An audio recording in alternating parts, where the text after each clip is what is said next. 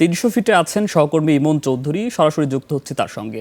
ইমন, মঞ্চ তৈরির কাজ কতদূর? ওখানের পরিস্থিতি সম্পর্কে আমাদেরকে বিস্তারিত জানান।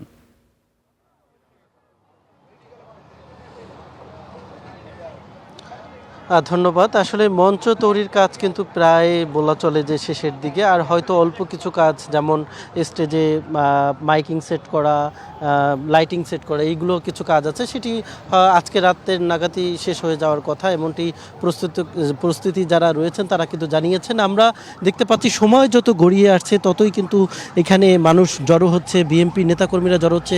দেখতে পাচ্ছেন বিভিন্ন জেলা থেকে মানুষ কিন্তু এখানে মুহুর্মুহুর স্লোগান দিয়ে তারা কিন্তু সমাবেশ স্থলে ছুটে আসছেন। তারা দূর দূরান্ত থেকে, আমি যতটুকু খোঁজ নিয়েছি, ময়মনসিংহ, নড়াইল, কুষ্টিয়া থেকে শুরু করে আশেপাশে যত জেলা আছে, ঢাকাস্থ আশেপাশে যত জেলা আছে, সকল জেলা থেকে কিন্তু ইতিমধ্যেই নেতাকর্মীরা এখানে ছুটে এসেছেন।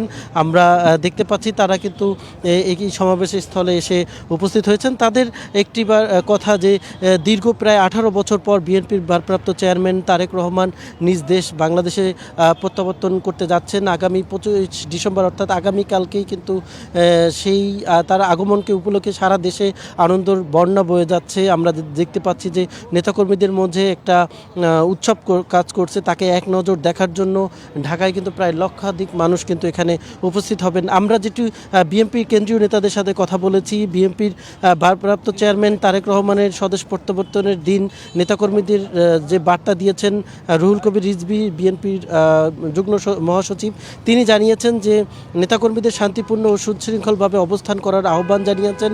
তিনি বলেন যে জনসমাগম যতই বড় হোক না কেন সবাইকে শান্তিপূর্ণভাবে অবস্থান করতে হবে। রাস্তার দুই পাশে দাঁড়িয়ে প্রিয় নেতাকে শুভেচ্ছা জানাবেন, কোনো ধরনের বিশৃঙ্খলা অরাজকতা যাতে করা না হয়। অর্থাৎ নেতাকর্মীদের কিন্তু সুশৃঙ্খলভাবে এই আগমনকে ঘিরে অনুষ্ঠানগুলো পালন করার জন্য বলছেন। আমি কয়েকজনের সাথে একটু কথা বলতে চাই। আপনি কোথা থেকে এসেছেন? আমি কুষ্টিয়া থেকে এসেছি। আবু সুফিয়ান অপু, সিনিয়র যুগ্ম সাধারণ সম্পাদক, চিলমারি ইউনিয়ন বিএনপি। তো আজকে আমরা দীর্ঘ 17 বছর পর তারেক রহমান দেশে আসছে। আজকে আমাদের আনন্দের দিন। আমরা দীর্ঘ 17 বছর, আপনারা জানেন 28শে অক্টোবর আমি 2023 সালে পল্টনে গুলি খেয়েছিলাম। সেই সময় প্রোগ্রাম করা ছিল অনেক কষ্টের। আজকে দেখছেন আগামীকালকে তারেক রহমান আসবে। আমরা গতকালকে এসেছি, 3 দিন আগে এসেছি এই কারণেই যে আমাদের মনের যে আবেগ এটা প্রকাশ করা যায়। ধন্যবাদ। আমরা আরও দুই একজনের সাথে একটু কথা বলতে চাই। আমি নেত্রকোনা থেকে এসেছি। আমি মোহাম্মদ হাসান সৈকত, বাংলাদেশ জাতীয়তাবাদী যুবদল নেত্রকোনা জেলা শাখার সাংগঠনিক সম্পাদক। আমরা দীর্ঘ 17 বছর আন্দোলন সংগ্রাম চালিয়ে এসেছি। আমাদের সাহসের বাতিঘর, বাংলাদেশের জনগণের আশা আকাঙ্ক্ষার মূর্ত প্রতীক বিএনপির ভারপ্রাপ্ত চেয়ারম্যান জনাব তারেক রহমানের স্বদেশ প্রত্যাবর্তন ঐতিহাসিক একটা প্রেক্ষাপটে কালের সাক্ষী হিসাবে সারা বাংলাদেশ থেকে আপামর জনসাধারণ আসছে একমাত্র শহীদ রাষ্ট্রপতি জিয়াউর রহমান, বেগম খালেদা জিয়ার উত্তরসূরি জনাব তারেক রহমানকে একনত দেখার জন্য।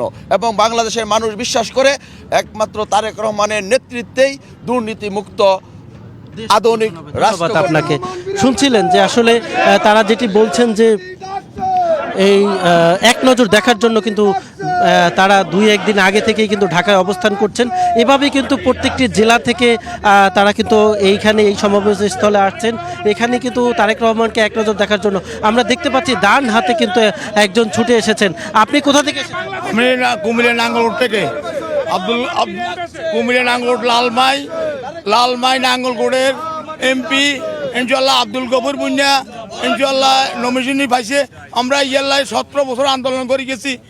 সব জায়গা ফলটন, সিলেট, ঢাকা, চিটাং সব জায়গায় আন্দোলন করে গেছি। আমরা চাই তারেক জিয়া ইনশাল্লাহ, তারেক জিয়া আসলে আমরা কাইলে 25 তারিখ ইনশাল্লাহ আমরা বাংলাদেশের মানুষ আত্মা পাই। আপনাকে দর্শক শুনছিলেন যে আসলে এই যে দূর দূরান্ত থেকে মানুষ ছুটে আসছেন তারেক রহমানকে এক নজর দেখার জন্য। তারা কিন্তু আগামীকালকে সমাবেশ বা প্রত্যাবর্তন যেই অনুষ্ঠান সেটি কিন্তু আগামীকালকে অনুষ্ঠিত হবে। তার আগে থেকে কিন্তু মানুষ এখানে 2 দিন 1 দিন আগে থেকে কিন্তু এখানে এসে অবস্থান রয়েছেন এই 300 ফিট পূর্বাচল সড়কে। এই ছিল আমার কাছে সর্বশেষ সংবাদ। ইমন, আপনাকে ধন্যবাদ।